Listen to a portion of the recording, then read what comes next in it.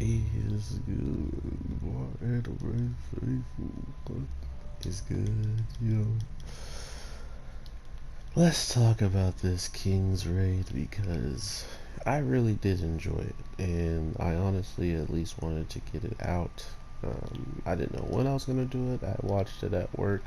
I just felt like it was a show that deserved to at least get some attention because, if anything, I don't know if it's going to do as good as all the other shows that come on at that time, but at least I can feel like the interesting storytelling that's coming from it. So I wanted to give a little bit more attention to it as we learned this week. So many small details about uh, what else is going on along the world besides just the people who, dictate that they think they're the main bosses, right? They believe they are the head honchos and they're so good and powerful, but when some witch just supposedly conjured up a couple of skeletons, you had nothing to send out to deal with it. So it's really showcasing how ridiculous some of the dark elves are, just in comparison to the humans who have no fighting chance to do anything, right? Because at this point, the only way to do something against these people is to dramatically change how strong they are, right? Like, they need to be so much stronger than they are right now that I don't think it's possible with the time they would have to actually wait or have to train with everything that's seemingly going on in the background. So, with the guy who pretty much brought the Dark Elves in, he wants there to be a chance for them to clearly be on top and to be the ones who are dominant.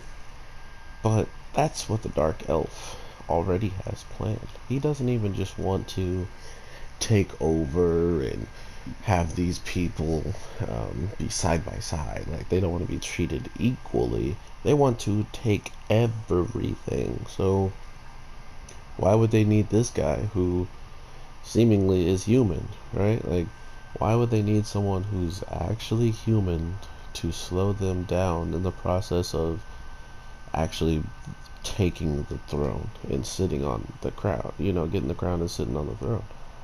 That's where the misconnect comes between them and that guy and that person that called upon them. I honestly think he has more up his sleeve against them, right? Like, there's no way he knows a lot about them and doesn't expect to backstab if they got close enough to do so, right? Like, there's no way they're not going to take that extra plunge, that extra moment to gain the momentum. And I'm saying this from a point of view from that guy, right? That's what he's probably already thought about. And if he hasn't, he's in for a rude awakening because these dark elves are capable of not only handling themselves but going head to head with a woman and pretty much making sure that she just decides to leave instead of staying and slapping around these humans. All of a sudden she has to retreat. All of your skeletons gone. You fighting by yourself when you just had pretty much an army to do whatever you needed to be done, and now you can't even do you don't even have the support to back you up. So overall, it's definitely looking pretty interesting for what the Dark Elves are going to bring to the story, because either they're going to continuously fight until they feel like they get an opening to bite the hand that feeds them, um, or they're literally going to be so far caught up with the humans and they're being treated as higher ups because of what they're capable of, that they might just take their jab at them. They might just try to overall end them at the end of the day, because right now it's clear that they don't care.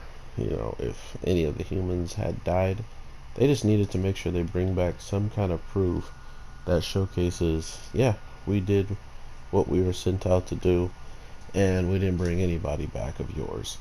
And that other side of them explaining what's going on in the background, because clearly as soon as the people get taken out, these humans that are trying to be different, like higher up over the elves and think they're better than them, they're gonna get taken out clearly. And the reason why they just showed us this grand sage, this great sage that lives on a flying planet, or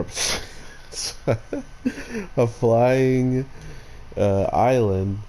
I don't know why I thought planet. I was thinking like continent, planet, island, just everything. He's up on an island that's floating above, that is above the clouds. So either A, no one really looks up because the nobles are just snob noses, or B, somehow, some way, they have straight up never ever looked up because they're snobby, or they just are under a spell or something. I don't know. It's weird.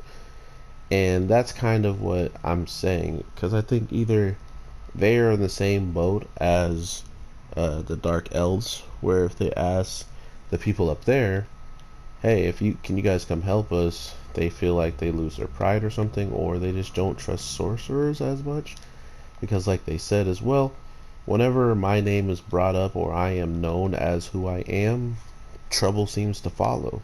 And I'm thinking humans and demon alike would love to get a piece of the Great Sage. So I'm really interested. Let me know what you're thinking of King's Raid, and if you are watching it or not. And regardless, I will talk to you guys in the next one. Saturday is around the corner, and I don't think I'll have work, but regardless, I will be working on these videos, so I do got work in some way, shape, or form.